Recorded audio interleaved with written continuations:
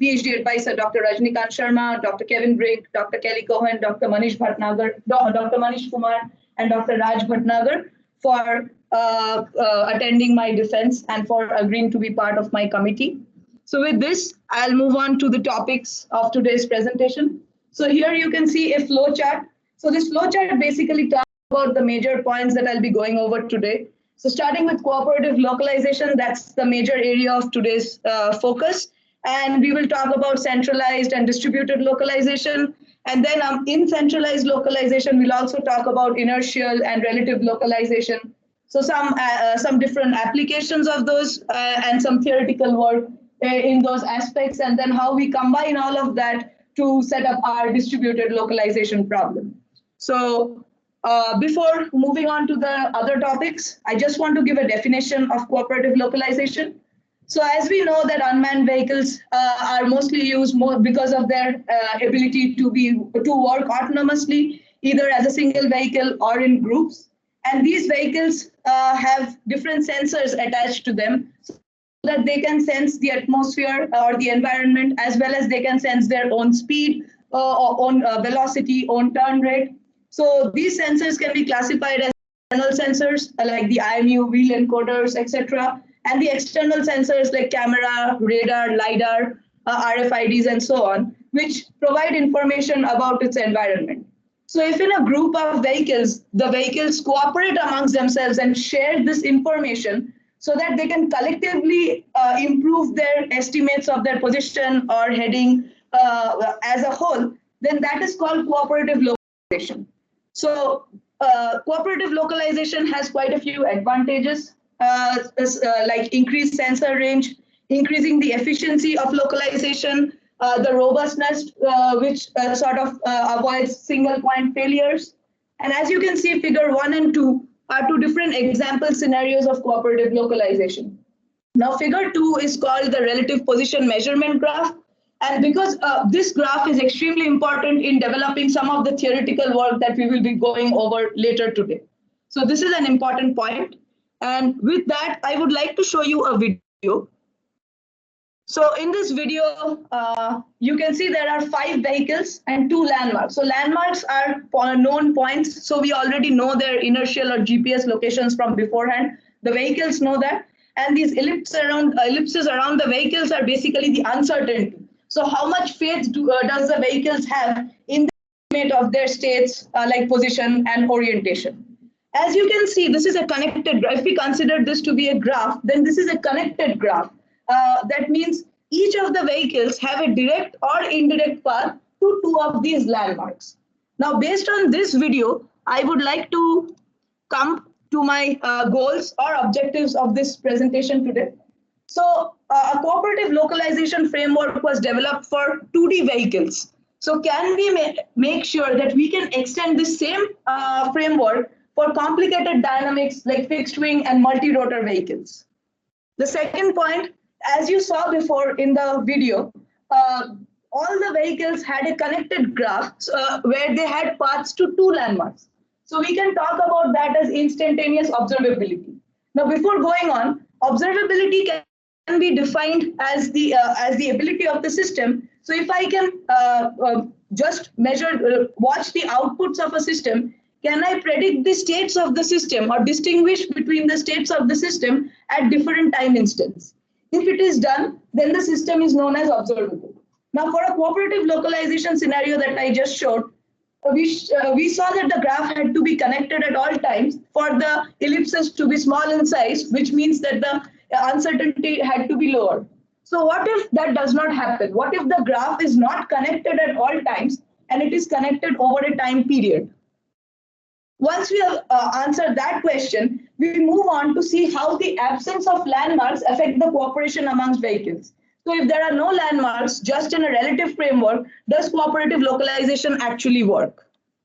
And then after that, we try to address a problem of where in most estimators, it is assumed that the inertial position of the vehicles or the relative pose of the vehicles at the start of the estimation framework is known with a small degree of uncertainty. But what if that is not the case? What if there is a high degree of uncertainty associated?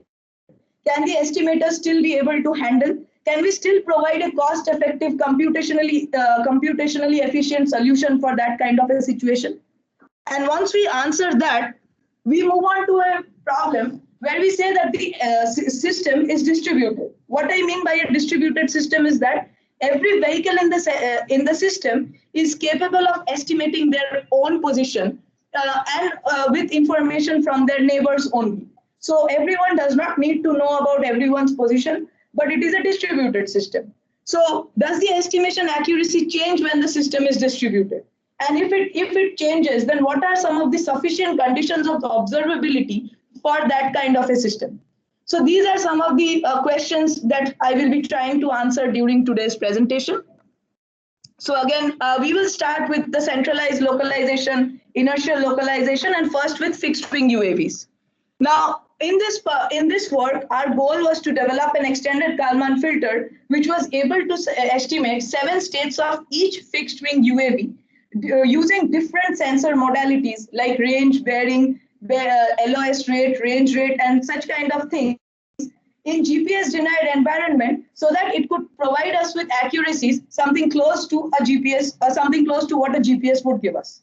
And for this, we used a hardware data set of 50 UAVs to validate our algorithm. So now a little bit of literature review. So cooperative localization on hardware platforms have mostly been implemented for ground robots. And there has been some work done for underwater vehicles localizing themselves for oil pipeline investigations. But cooperative localization for fixed wings has mostly been restricted to simulations because of the dynamic nature of the platforms, the nonlinear equations governing their equations of motion, as well as the effect of wind on these small platforms. So with that, I will show you the EKF formulation that we have. So these are our 7 states, and these are the inputs. We get the inputs from the flight test data, and you can see our measurement model. Now these measurements were obviously, the GPS measurement was recorded during the flights, but these other measurements are simulated from the GPS measurement so that we could, with an appropriate amount of noise, so that we could emulate actual sensors working. And with that, I'll show you the trajectories of 5 vehicles. So as you can see, these are 5 vehicles, 5 UAVs flying, and there are 4 landmarks in this scenario.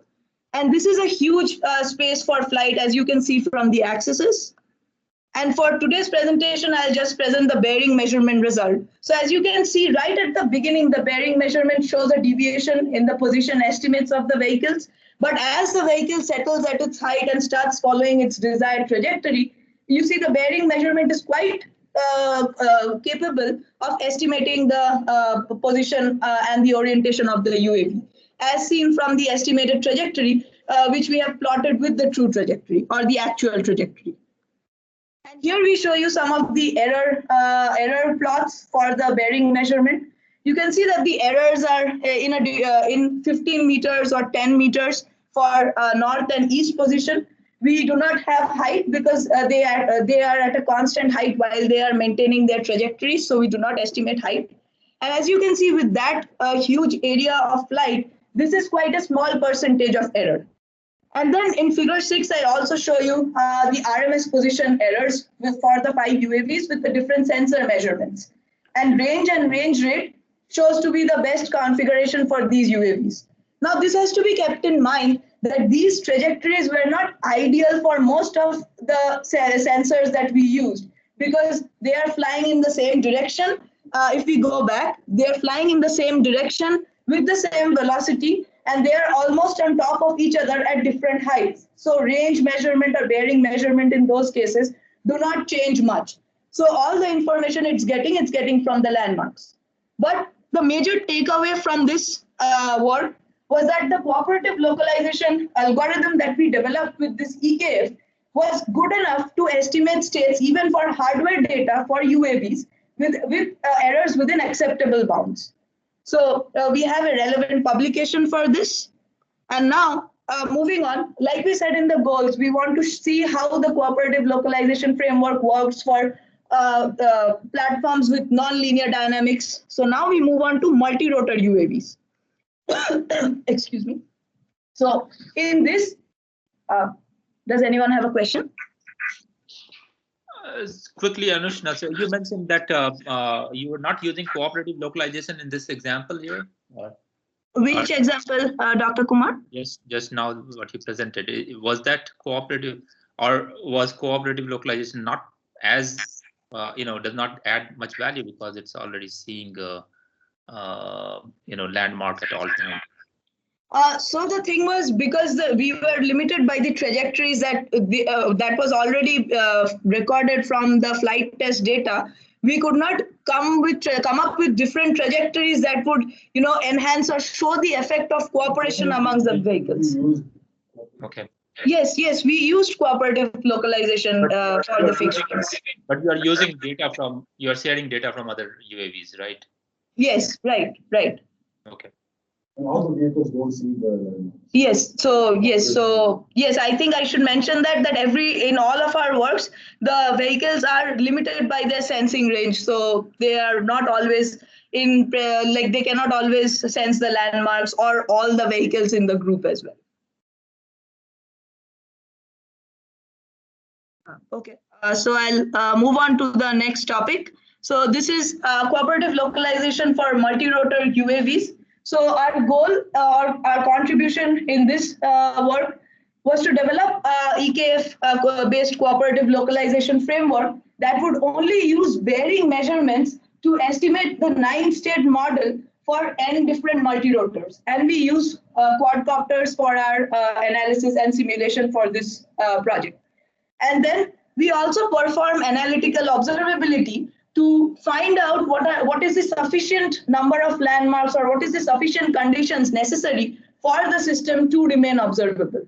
And then using the conditions that we develop from this analysis, we develop a simulator and show that how these conditions are effective for the cooperative localization scenario.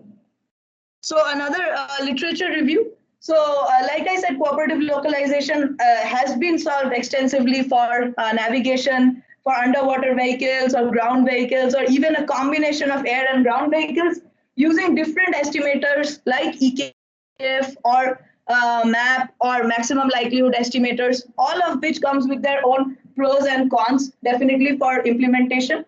And it has also been used for in centralized, decentralized, and distributed cases.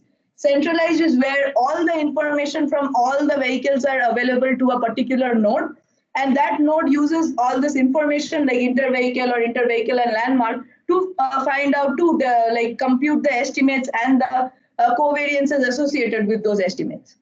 Decentralized is where the group can be broken down into multiple smaller groups with a leader in each group, which sort of performs the same thing as centralized localization.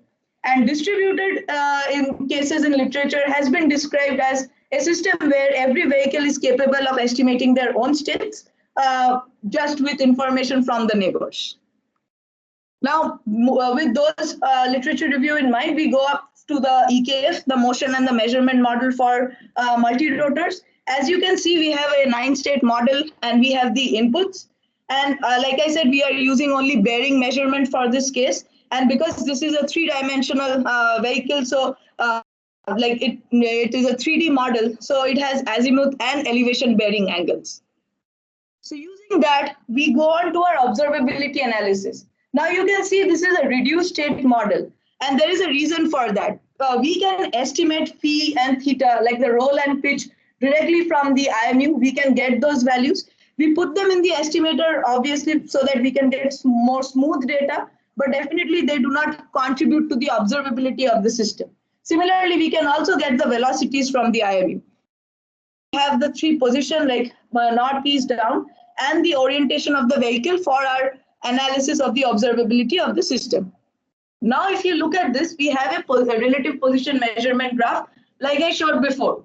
This graph can be broken into 2 components. One, where if we consider the vehicles and the landmarks to be nodes, then there are 2 different types of edges. One of the edges is what is connecting between vehicles, so inter-vehicle measurement, and the other edge is connecting the vehicle to the landmark. So inter-vehicle and landmark measurement. So using this, we can come to our observability analysis. And because this is a continuous time observability analysis, we use Lie derivatives. Now, Lie derivatives can basically be defined as a derivative of a scalar function with respect to a vector field. So the scalar function here is the measurement, which gives us a measurement value, and the vector field can be considered to be our state vector. So with that, if we look at the edge due to inter-vehicle measurement, we find this simplified observability matrix, which is the RREF form. Now the RREF form is the row-reduced echelon form, which directly gives us the number of linearly independent rows that helps us predict the rank of the system. We can say a system is completely observable if it is full rank. So in our case, what would constitute a full rank system? In our case, because we have 4 states per vehicle, the full rank of the system would be 4n. So as you can see, if these conditions are maintained, we find the RREF form gives us a rank 4 deficient system between 2 vehicles. So now if we look at the edge due to landmark measurement, we see that one measurement from one landmark gives a maximum rank of 3. Now, so we see that even for a single quadcopter to be observable, we need at least 2 landmarks to make sure that the system is observable. So now we see that if we have 2 landmarks, the maximum possible rank is 4. And then we have a 4n-1 rank deficient system from the edge due to the inter-vehicle measurement. So this shows us that if there is a path to 2 landmarks at all times for even the multi-rotors, then the system is observable based on continuous time observability. Now, this is a very, very interesting result because even with such non-linear dynamics, we find that the condition for the 2D case and the 3D case remains the same. This makes this provides us with a lot of interesting avenues for path planning, or even for designing controllers for optimized path following, those kinds of things. So now moving on, I'll show you actually just show the trajectory. So these are the different 5 different quadcopters that we used for our simulation. They're all following square trajectories, but at different altitudes. And here is the bearing only measurement case with one landmark.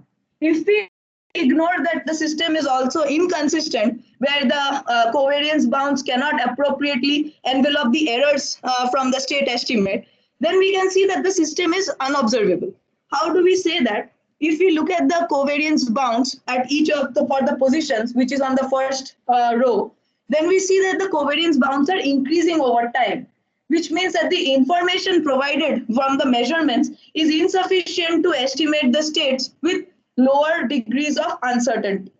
So now if we add another landmark and we make this the 2 landmark case, and we say that the graph is connected at all times, you see for the same trajectory, same measurements, the system is observable. The covariance bounds are decreasing over time. The errors are also small, as well as the system also becomes consistent because the estimates are good, so which reduces the non-linearities developed while we are calculating the Jacobians in an EKF. So this shows that our 2 landmark case for a continuous time observability holds even for a multi-rotor, like a quadcopter in this case. So these are our conclusions, that we were successfully able to develop a centralized cooperative localization algorithm and also come up with some sufficient conditions for the system to remain observable. Now we move on to something called discrete time observability. So before going on to the discrete time observability, I would like to show you one video. So in this video, you can see that there are 5 different vehicles, 2 landmarks, different positions, and these vehicles have some uncertainty associated with them. And we know already that if this graph is connected over a time period and has path to 2 landmarks, this system will be observable. So we already have that condition for cooperative localization. But what if the graph is not connected? What if the RPMG looks like this, where you see that there are different measurements at different time instance between vehicle and landmark. But if we take the union of these RPMGs for say time TA, TB, TC, we see that it is again a connected graph. So can we come up with observability conditions for a situation like this? Does the same conditions for continuous time observability even hold for a situation like this? A continuous time observability is definitely the golden case for our comparative purposes, but also it it is restrictive in nature because there may be less features in the environment, which sort of restricts a path planning engineer to design optimal trajectories or to design the fastest route or any such algorithm. So a literature review for this. So for any system, irrespective of what estimator we are using in cooperative localization, the system has to be observable for the state estimates to be relevant. And for continuous time observability, the sufficient conditions was derived by Sharma and al., which states that each vehicle has path to two different landmarks at all times and the system is observable. Now, this continuous time observability has also been used in developing path planning algorithms while maintaining that condition, as well as routing problems where vehicle is routed and landmarks are placed using this continuous time case, which was first developed by Rathinam and all and subsequently improved by Karthik and all. So now, we show a non-linear discrete system. So this, as you can see, is the motion model and the measurement model, and we are using bearing only measurement in this case, where we have the non-linear discrete time measurements, discrete time model. So since we are concerned about time instance, we cannot use Lie derivatives. So because it is for a continuous time system, and here we are discretizing the system based on different time instance. So now if we go back, we can, for discrete time systems, we use state transition matrices to provide a link between the states at different time instants. So here if you see, we are creating an observability matrix for time k to k plus tau. And how is it linked? The first is obviously the measurement Jacobian, which is del h del x taken at time instant k. The next is also the measurement Jacobian taken at time instant k1. Now, how are these two linked? These are linked with the state transition matrix that takes the states from time k to k plus 1. Similarly, if we consider the observability matrix over a time period, we can stack up these matrices over this time period. So k to k plus tau in the first case can be, say, from k1 to k3. There may be another matrix from k3 to k5 or k3 to k7. And we can stack up all these matrices over a time period. So now this gives us the ability for a nonlinear discrete time system. And the system will obviously be observable when the rank of the system is n. So n is the number of states of one vehicle in the system. With this state transition matrix and the observability matrix formed, we can come to our first lemma. So what does it say? It says that if the maximum rank of the observability matrix between two vehicles is 3, if at least 3 different bearing measurements at 3 time instants between time k to k plus tau was taken, and if these conditions listed there are followed, then we can find out an elementary invertible matrix which shows that the rank of the system is 3. Now this 3 can be extrapolated to 3n minus 3 for n number of vehicles. Again, if we go to lemma 2, this is for rank of the matrix between a vehicle and a landmark if at least 2 bearing measurements are taken at 2 different time instants. And from this we see that even for a 2D vehicle, just one landmark can only provide a rank of 2 and not 3. So we definitely need more than one landmark for this condition. So as you can see, with this, we can come up to a theorem and say a system like that defined in figure 14 is completely observable if that is, it has a rank of 3n, where 3 is the number of states and n is the number of vehicle. If the union of RPMGs are connected and each edge satisfies the lemma 1 and lemma 2, depending on whether it is between inter-vehicle or between a vehicle and a landmark.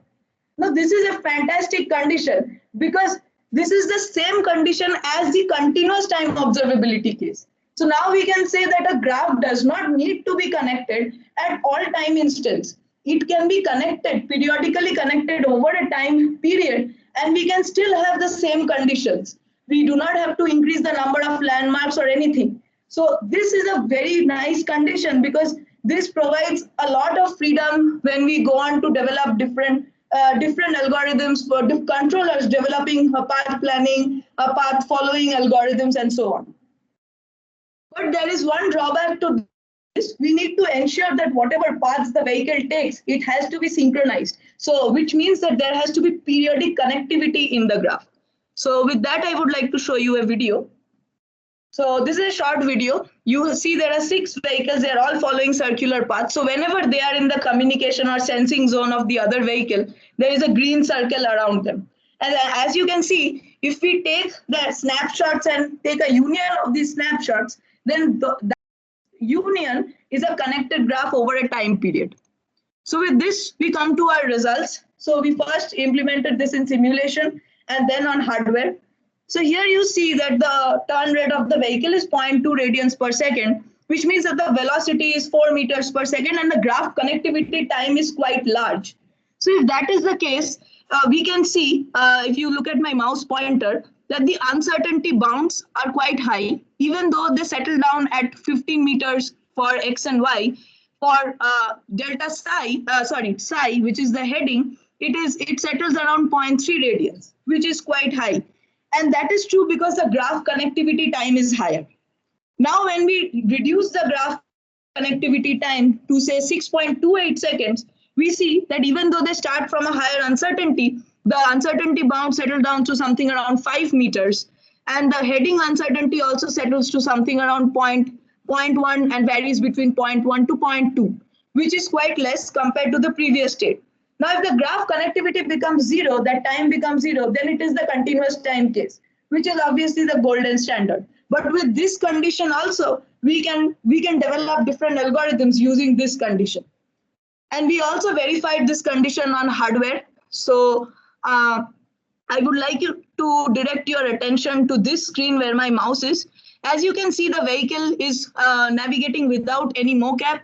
It just looked at the barcodes, which were the landmarks, and just tried to move to its final destination, which was this landmark. You can see that just using one landmark, it was able to do that because over the time period, all the landmarks gave it information so that it was a connected graph. So this was not a cooperative situation. This was to verify our synchronization switching observability condition. Now, if we show the next video, and I'll just fast forward this, for some reason, it takes time to begin. So whenever they are in communication range, we have this red circle drawn just to show that they are communicating. Again, this, so the vehicles move a little bit away from their path because we are using a controller which works on the estimated states. But even then, the vehicles are communicating. They are periodically completing the graph, which is why the cooperative localization and the switching observability condition for this case also holds. So moving on, we come to the conclusions. So in this section, we have been able to develop a discrete time observability condition for switching sensing topology and also applied it to cooperative localization. And we also demonstrated this in simulation as well as hardware platforms. Now, once you have completed this, I would like to move on to relative localization. So we have been talking about presence of landmarks and what is the effect of landmark presence, how many landmarks are required and so on. So what if there are no landmarks? Or what if there are applications that does not require inertial pose estimate at all?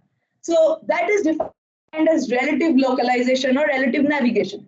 Why is it necessary? So you see, I've listed down some applications like aerial refueling, formation control, search and capture missions. These do not require inertial positions. Relative position between the vehicles should be known for them to be able to complete such applications. And definitely, precise relative localization is very important for safe navigation. For example, during aerial refueling, if one of the vehicle moves away, then the application won't be completed. So as you can see, that is the importance of precise relative navigation or precise relative localization.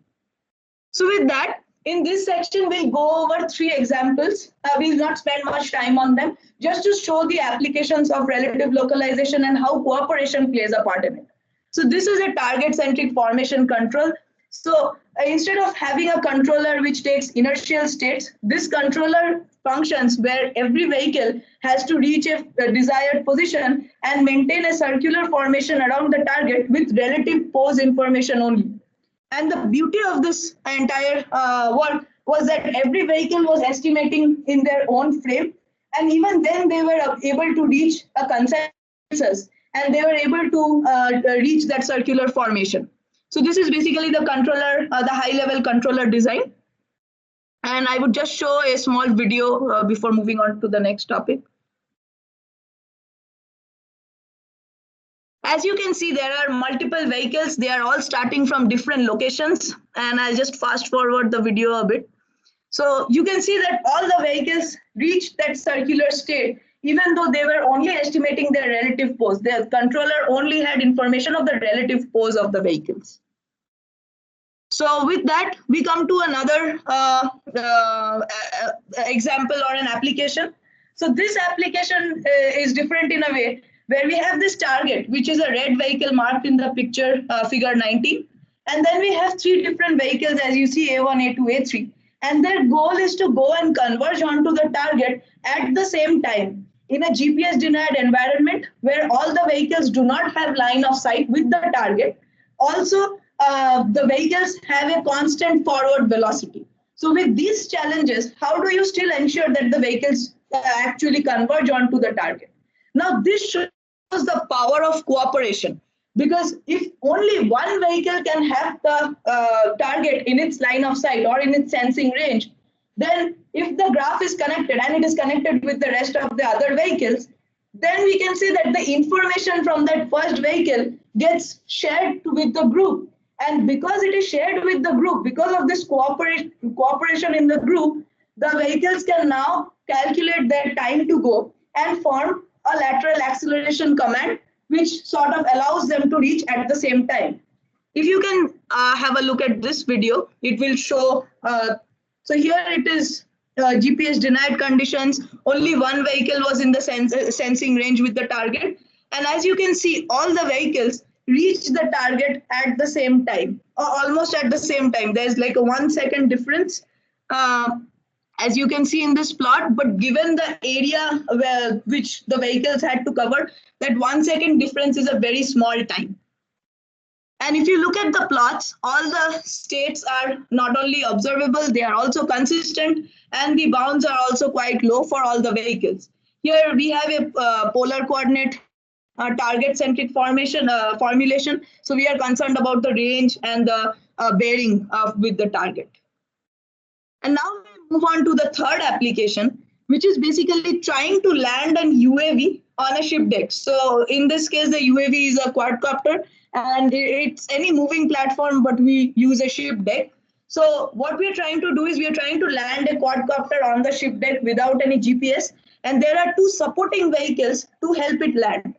So in this, we can actually see the effects of cooperation amongst the vehicles. So in relative framework, it is very important to have a common reference frame. In the inertial framework, it was always the global frame, but in relative, it can be a point in the environment or anything, or another vehicle. So in this case, in this figure, it is the ship. So as you can see, the ship is a common reference frame. So any measurement with the ship is called the relative measurement, and any measurement which does not involve the ship but is with the other vehicles is called the cooperative measurements. So if we do that, we can see here the effects of cooperation and without any cooperation.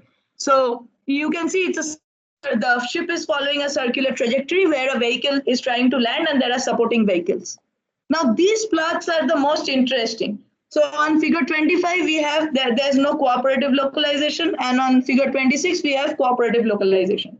You see right at the beginning, especially for the heading, the error sort of jumps between higher and lower limits and then tries to settle down. For PX, it is inconsistent at the beginning and then slowly it becomes consistent. This is not a desirable situation for the controller, especially with this fluctuation in heading. So, but now if we look at the results with cooperation for the same measurements, just adding new information in the system with those inter-vehicle measurements without the ship, we can see that the system is consistent all the time, even though there is a huge jump in the beginning for both PX, PY, and PZ. And the heading is also consistent and it is observable with smaller bounds. So this actually reflects the power of cooperation. It does not matter whether it is in the inertial frame or whether it is in the relative frame. Cooperation adds those extra measurements that can help the system remain consistent consistent, and that can also improve the system observability. So this is where the power of cooperative localization amongst vehicles can be shown clearly. Now moving on to the next slide, before I talk about it, so we have been discussing about localization and estimation for a fairly long period of time by now, and we have always assumed that the initialization of the filters or the estimators is with small uncertainty, with known pose and small uncertainty. So with that, I want to motivate you to this problem. What if the uncertainty is not small? What if the vehicles have been traveling without GPS for a very long period of time? Or what if they need to reinitialize their filter on the fly? Supposing there is a network outage or a communications outage, and they need to start their filter again, where they have very high uncertainty. Is it possible with the sort of framework that we have been discussing for the inertial and the relative framework? Can we even do that? So if you see, figure 28 is the simulation trajectories that we used for the cooperative relative case. And we have just the equations of motion for a generic relative localization case between a pairwise vehicles. So this is the problem. We have pairwise vehicles, we have range measurements between them. We are only using range measurement. And on the right hand side, we can see if they start with small initial uncertainty. On the left hand side, we see if we increase the uncertainty of that system, like the initial uncertainty of the system, by a large amount. As you can see, when the uncertainty is low, the covariance bounds are smaller, the system is consistent, it is also observable, it is a perfectly behaved system. But take away that initial condition, take away the uncertainty from those, take away the certainty from those initial conditions and provide large uncertainty. You see that the errors are so high that we cannot even distinguish between the two covariance bounds because they are so small. The filter is inconsistent, it is unobservable, and the errors are extremely large. So these state estimates, even for a pairwise case, is of no use to any controls engineer, any motion planning engineer at all. So we need to address this situation. So we can argue, like we have said, that cooperation helps bringing in those new measurements. It can help in making the system consistent and observable. What if we add cooperation to this system? We added cooperation, and here you can see that delta psi has an uncertainty of 180 degrees. Now with that sort of uncertainty, we do not even know which quadrant we are lying in. So definitely the vehicles cannot function properly. So adding cooperation when there is large initial uncertainty is definitely not the answer to this problem. So with that, we have some of the goals, and without spending too much time on it, so we are trying to develop a framework to initialize our cooperative localization filter with relative pose estimates for a pairwise case and then for the n vehicle case, and also provide some optimal trajectory conditions. And why that is necessary, I'll be talking in a little bit. Some of the literature review. So this problem was solved before, tried to be addressed by Arulampalam, where he developed a modified polar coordinate EKF. Now, the solution was to use multiple range estimates, and it was compared with the particle filter. But definitely the particle filter was far more robust, and this modified polar coordinate filter could not perform even provide any good estimate at all. So they developed another version of that, which was called the range parameterized EKF, where the range is chosen from a minimum and maximum range. Now the authors discuss this in the paper itself, that this rho min and rho max is extremely important to make sure that this RPEK functions well and provides us with a good estimate. But this rho min and rho max are dependent on various other features like trajectory, application, time of run, distance between vehicles, what sort of vehicles are being used, and so on. So it is very difficult to characterize all of those and figure out a rho min and rho max. This problem was also solved in 14 by Bai and Beard, where they used a number of EKFs to estimate the relative orientation. So delta psi between vehicles when relative pose measurement is known. Relative pose for small UAVs is difficult to attain because we can attain it with a radar, but small UAV platforms are generally not fitted with a radar because of the limitations in the payload capacity. So they used a weighing technique, but this weighing technique, if there are a number of filters which have a bad weight associated with it, it tends to get biased in the estimates provided. So with that, we come to our solution. Now, our solution was, since we are using range only measurements between the vehicles, so using the range measurement as the radius, what if we construct a circle and on the circumference of that circle have multiple initialization points? Now, because these initial points all cover the entire sample space, these initial points can now have very small uncertainty associated with them. So this small uncertainty associated with them can be handled by an EKF.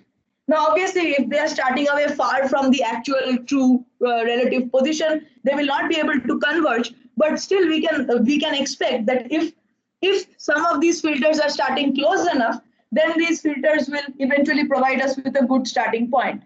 And we make sure that the that the vehicles can on the fly prune out the bad filters. How would we do that? We use a chi-squared inspired technique where we take the range measurement from the sensor and the range measurement, the inferred range measurement from the from each filter's estimate, and we take the absolute error of that and see if that error is less than some constant times the noise of the sensor. If it is, then we update the chi count of that filter by 1. And if not, we reduce, we keep the chi count of that filter for that particular time instant as 0. What happens when we do that? Here you can see we have the cumulative errors and trajectories. So this on figure 33, we have the chi counts for all the filters and the trajectories from all the filters. As you can see, this blue filter, now I'll show you the blue filter on figure 31. It is starting very close to the black square, which is the good guess, which was a good guess because it was actually very close to the initial filter of initial true position. So you see this blue filter tracks the trajectory almost perfectly, and it has the highest chi count. So we can definitely relate the chi count towards guessing which filter is one of the good filters that can be used for our next application.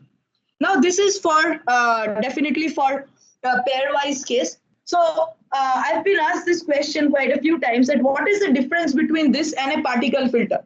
Now, as we already know, particle filters are extremely robust to solve such type of problems, but they are also computationally expensive. And we want to solve this problem for platforms which cannot be equipped with very high computational power. Computation power. So small single board computers on small robots and small UAVs. And then we also say that Zui and Schwartz provide us with a comparative study on the performance and time complexity of the EKF and particle filter. And here we plot one particle filter with our MHEKF and compare the runtime as well as the estimation accuracy. If we look at figure 35, we see we have started with very small number of particles, 4, 16, 36, going on to 100, 200, 500.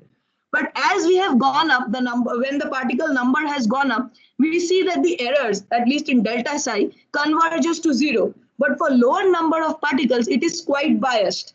But for the MHEKF, even if the error starts at a higher value, it converges even for small number of filters like 4 or 16. And from figure 34, we can see that for smaller number of filters, the MHEKF has a much lower runtime than the particle filter. So our MHEKF, the goal with our MHEKF was not to say that it is better than particle filters, but implementation wise on small platforms or for small UAVs and computationally efficient solution, the MHEKF gives a comparable performance with respect to a particle filter. And how does this MHEKF actually help in cooperation? As we saw before, cooperation does not alone take care of the problem of high initial uncertainty. So what we do here in figure 36, if you can see, all of these subplots have a black vertical dotted line. So that is the 20-second mark till which we run the MHEKF. And MHEKF is run between pairwise agents. So between each agents, we run that with the common reference frame, which is vehicle 1, initialize the filter. And once the initial filter is initialized, we use the cooperative network to add, to start the cooperation amongst vehicles and to also show how cooperation now affects the relative localization. So as you can see in the legend, I have something called IML and DML, and I should clarify that. So DML is direct measurement localization. What I mean by direct measurement is that any measurement with respect to the common frame of reference or the central node which is vehicle 1 in this case, is a direct measurement. Any vehicle between other vehicle pairs not involving vehicle 1 is an indirect measurement, and that indirect measurement is basically the cooperation that we are talking about, the extra information, the added information in the system. And as you can see, these information, this added information reduces the uncertainty bounds. It also reduces the errors, and we see a fully functioning cooperative relative algorithm which did not have low uncertainty to begin with. So no a priori information. So this cooperative relative localization filter had no a priori information, and even then it is able to provide us with such tight bounds in covariance and errors. So this is where we want to show our contribution with the MHE, saying that even if it is for a pairwise case, it is very possible to initialize this filter, and we can use this for any of the applications that I have shown before. So this is a very exciting filter. It is easy to implement because it is basically running EKFs, multiple EKFs. So the framework stays the same implementation wise. And also it is just the only added step is pruning out filters, which can happen at the desired time by the user. And next, we also try to provide something called initialization maneuvers, so that this MHEKF is quickly able to determine which is a good filter and which is a bad filter. I showed this, showed the plot for cooperation, saying that for 20-second mark, we ran the MHEKF till 20 seconds. What if the requirement is the MHEKF should only run for 10 seconds? Can we still come up with a good filter within that time frame? So for that, we perform the observability analysis. We divide the observability analysis into excitation manifolds. So excitation manifolds helps us simplify the system based on the inputs, the unlinked inputs of the system. So for a 2D case, it is linear velocity and angular velocity. And we find out the observability Gramian, and from that we solve for its roots. And in figure 37, you see one of the roots provides us with a maxima and one provides with the minimum. The goal of the controller of an optimization algorithm would now be to always solve for that maxima, to always follow the path that maximizes observability. This concept has been used by one of my lab mates, Rohit, to develop optimized trajectory generation for multiple vehicles in cooperative relative localization. So now using that, like I said, we also developed a hardware test bed for our system. Now, what is the good point about this hardware test bed? So this was developed jointly between my lab mate Shoham and myself, where we have developed a system where all you need to do is change the motion model and the measurement, the sensor, whichever one you want to use, and whatever files are associated with making sure that sensor works properly. So it can be used with different heterogeneous platforms at the same time. We can collect mocap data as well as we can collect actual sensor data. And all can be bagged at a computer, at one single computer or at different computers, depending on the choice of the user. So using this hardware test bed, we ran this experiment. And if you see trajectories of the vehicle and the range measurements, and we use data wave sensors for these measurements. So these measurements are not simulated, but we get them from range sensors called data wave. Now, if you look at figure 40, the trajectories of the vehicles are not the best starting trajectories, because they all start from the same x-axis, which sort of reduces the geometry that is very important in any relative framework, which is why we do not see a huge improvement when we add those indirect or cooperative measurements in the hardware results. But even then, we see there is an improvement when those measurements are added to the system.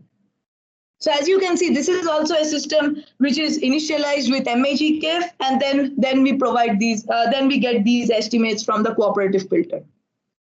So with this, we have developed an initialization technique for cooperative relative localization with high initial uncertainty, and we have also developed some conditions for choosing initialization maneuvers so that we can identify the best filter quickly. And also with that, we have developed a hardware test bed for different experiments, for single vehicle or multi-vehicle experiments in the future. Now with this, we come to the conclusion of our centralized localization, and we move to distributed localization. So what is the need for distributed localization? Centralized localization is obviously the golden standard. It provides us with the best estimates because it has all the measurements available.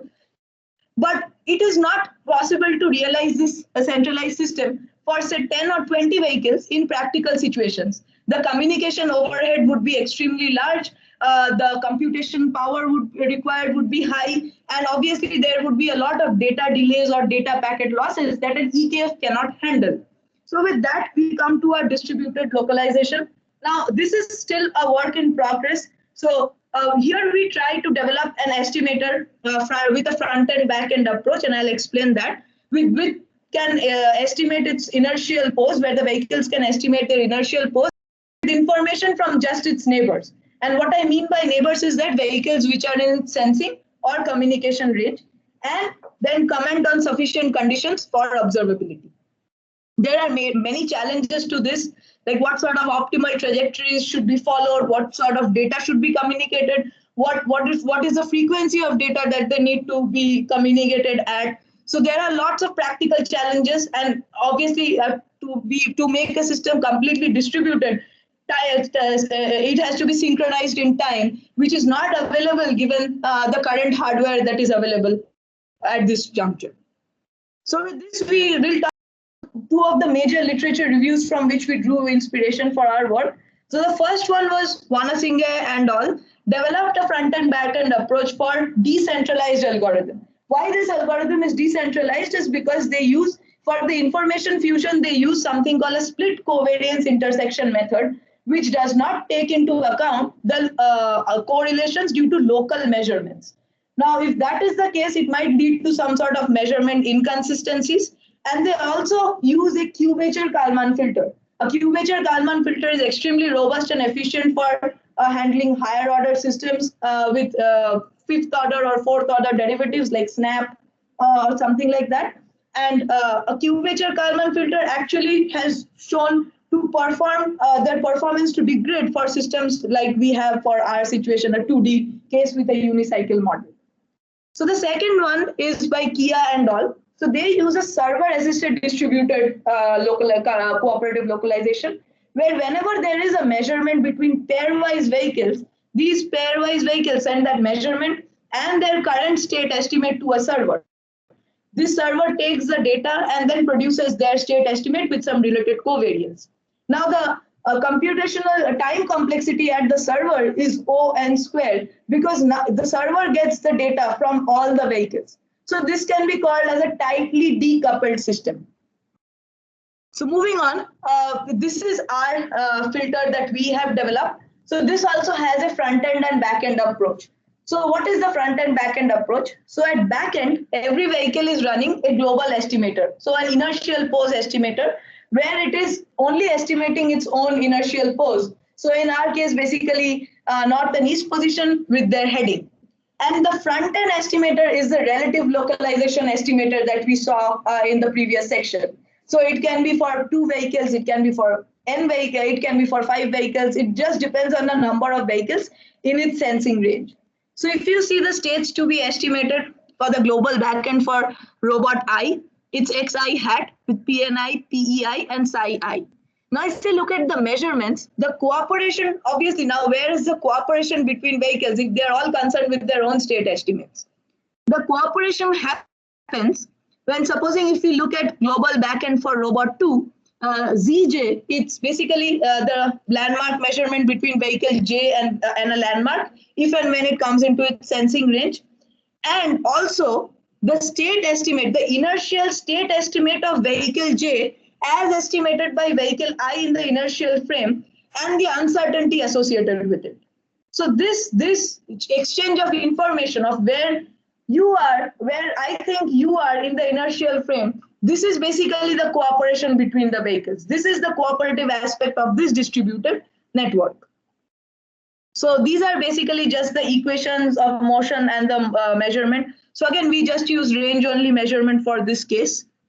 And this is the relative equation for a pairwise case. So just to provide some clarity on the terminology, this x, j of I given I means the relative pose of between vehicles j and I as estimated by the ith vehicle. So with that, we have the inputs and the measurement model for this as well. And we go to the interaction. Now that we know there is a front end and a back end between the vehicles, the front end and the back end has to interact for the vehicles to provide any information to their neighbors. So how does that happen?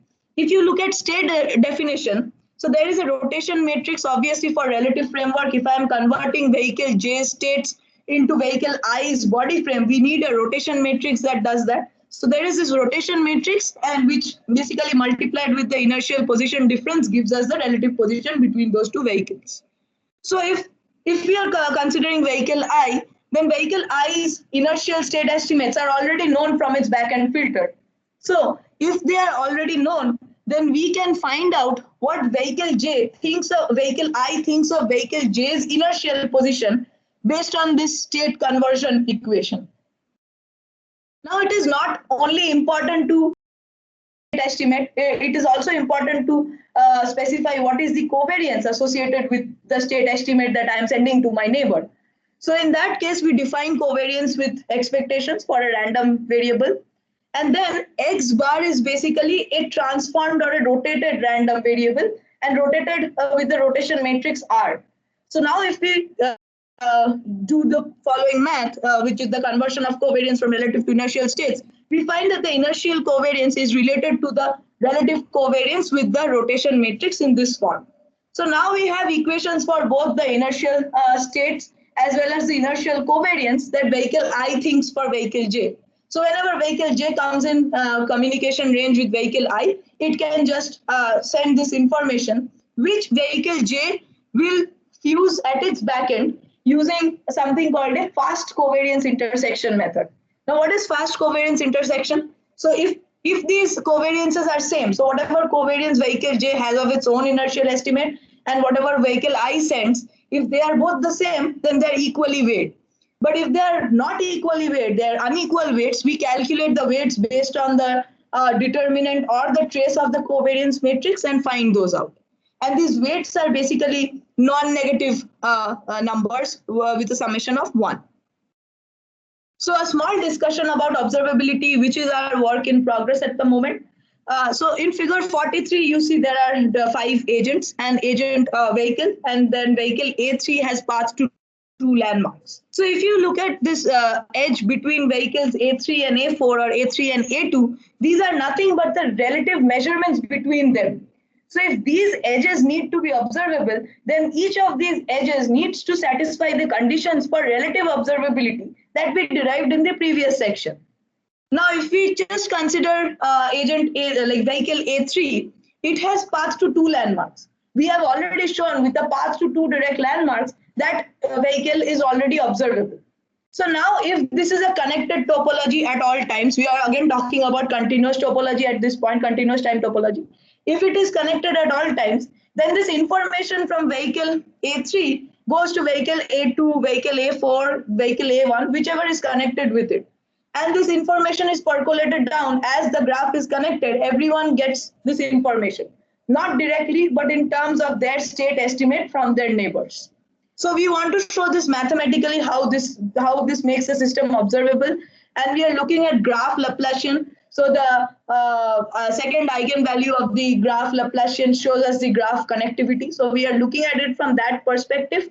But till now, whatever simulations we have run, we have seen that this condition holds. So with that, I'll come to some of the results, some of the very initial results. So here we have these 4 vehicles following the trajectories.